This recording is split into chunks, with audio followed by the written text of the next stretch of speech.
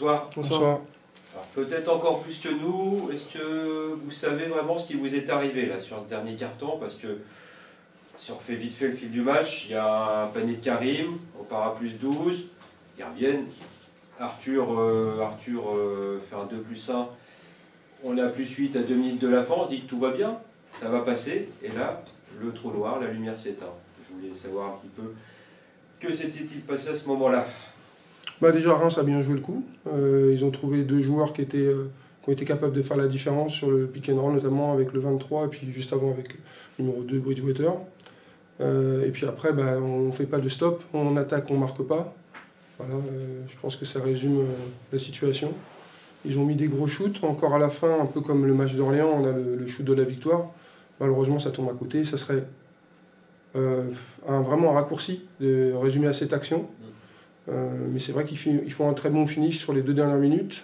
Ils font aussi une bonne entame de match. On n'est pas là au début, on n'est pas là à la fin. Et eux, ils sont là. Donc bravo à eux.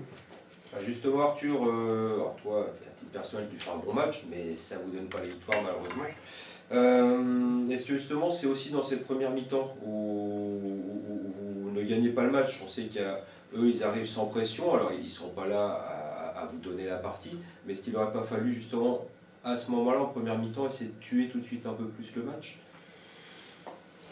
Je pense que c'est personnellement dur à dire là tout de suite à chaud. Je pense qu'il va falloir qu'on réfléchisse, qu'on analyse, qu'on regarde la vidéo, qu'on se parle aussi peut-être entre nous, entre les gars, pour savoir ce qui s'est passé. Parce que sur les 2 derniers matchs, c'est 2 fois le même début aussi. Donc peut-être se concentrer tout de suite et se mettre tout de suite dans le bain et éviter de prendre 10 points. Je pense que c'est ça qui pourrait nous aider en tout cas. Après, voilà, compliqué à vous dire là tout de suite à chaud. Bon, on ne sait pas, il y avait encore un match ce soir, mais ça ne vous concernait pas. Mais bon, c'est pas fini, hein, de toute façon. Il y a encore des matchs à jouer. Mais là, vous vous êtes tiré une petite balle dans le pied quand même, je pense. Non? Qu'en penses-tu, Sylvain? Non, mais c'est vrai. On aurait pu gagner à domicile et puis renforcer un peu notre place. Malheureusement, c'est une défaite. Donc c'est sûr que ça n'aide pas pour le classement et les play-in et les play-offs. Ça arrive de faire des faux pas. On n'a pas fait qu'un cette saison. Après, on a fait aussi des bonnes choses. Voilà, on peut résumer à ce match-là une qualification pour les playoffs, mais je pense qu'il y avait d'autres matchs qu'on aurait pu aussi faire mieux. Donc il faut qu'on apprenne, il reste quelques matchs à jouer pour être le plus performant possible. Oui, vous allez essayer d'aller chercher ça à l'extérieur. On sait que Orléans, on a déjà parlé un petit peu. Moi, je trouve que c'est un match un petit peu particulier. Orléans, sans que ce soit un vrai derby, il y a toujours un petit contexte sur ce match-là. Donc je pense que vous serez attendu là-bas. Et puis vous, à cœur de se racheter de ce soir et d'aller faire un gros match Orléans, j'imagine. Oui, c'est ça. Il faut qu'on rebondisse. Il nous reste quelques matchs à jouer et de pouvoir enchaîner le match tout de suite, ça va être intéressant. Ok. Coach, j'ai une petite question. On en a parlé avec votre homologue qui est venu tout à l'heure. Est-ce qu'il n'y a pas un petit regret sur le fait qu'ils aient fait un petit ajustement en deuxième mi-temps, notamment pour attaquer un peu? Vous parliez de Bridgewater tout à l'heure. Il marque, je crois, 3 paniers sur des prises de vitesse comme ça, il fixe le pivot, etc. Est-ce que il n'y a pas un petit regret là-dessus de ne pas avoir su s'adapter, toute l'équipe, hein, bien sûr, là-dessus? C'est ce qui fait un peu basculer, j'ai l'impression. Alors qu'est-ce que vous appelez pas s'adapter?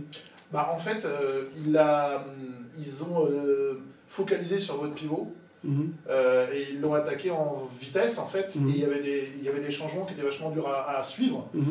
Et je pense que, vous pouvez peut-être répondre aussi, hein, ça a été un ajustement qui a été dur à faire, mais parce qu'ils ont bien joué le coup aussi. Est-ce qu'il n'y a pas un petit regret là-dessus? Alors, le pivot, c'est qui pour vous chez nous? C'est... Narcisse. Oui, c'est ça. Hein. Oui. Donc sur les 5 dernières minutes, je ne crois pas que Narcisse soit sur le terrain. On a Yasmin. Non, je ne parle pas de ça. C'est plutôt en fin de 3e et en début de 4e où il marque quand même. J'ai l'impression que ça bascule un peu là. Alors en effet, ils ont fait à répétition le même play avec Bridgewater qui est remonté en haut. Exactement. Mais du coup, on a changé après. On a joué un peu plus small ball et on a fait les changements. Malgré tout, ils ont quand même réussi à trouver la faille avec le numéro 2, et après il s'est essoufflé un peu, il a changé le 2 par le 23. Le 23 met un panier à 3 points, et puis après il a mis des drives sur sa main droite. Ouais, et en toute fin de match, malheureusement, il y a des pertes de balles qui vous coûtent un peu. Oui, c'est ça, on perd quelques ballons, Marcus en haut, je pense qu'on a aussi quelques paniers un peu, voilà, on aurait pu les marquer, on les a pas marqués. Un peu comme le dernier shoot de Marcus, hein, on les a. Hein.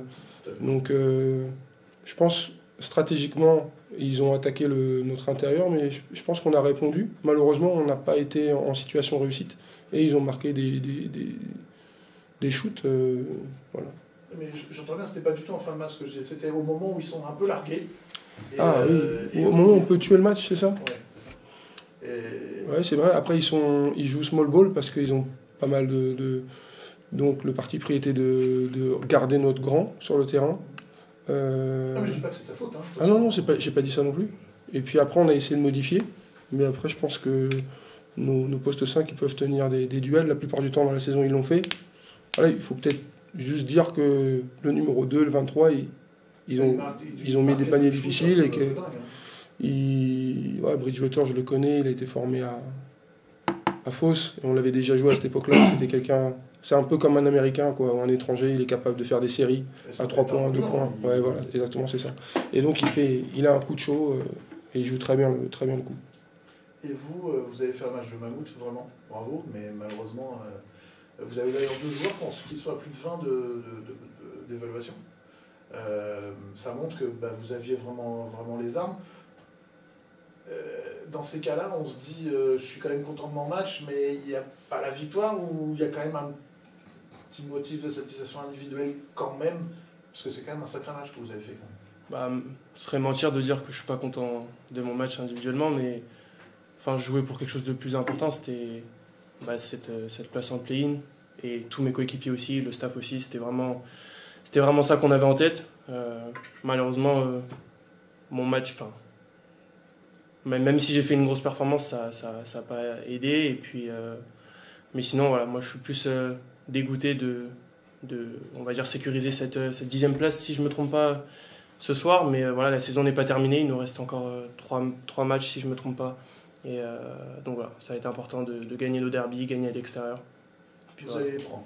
Vous le souhaitez. C'est gentil. Non, c'est sincère, sinon je ne le dirai pas. Merci beaucoup, passez une bonne soirée.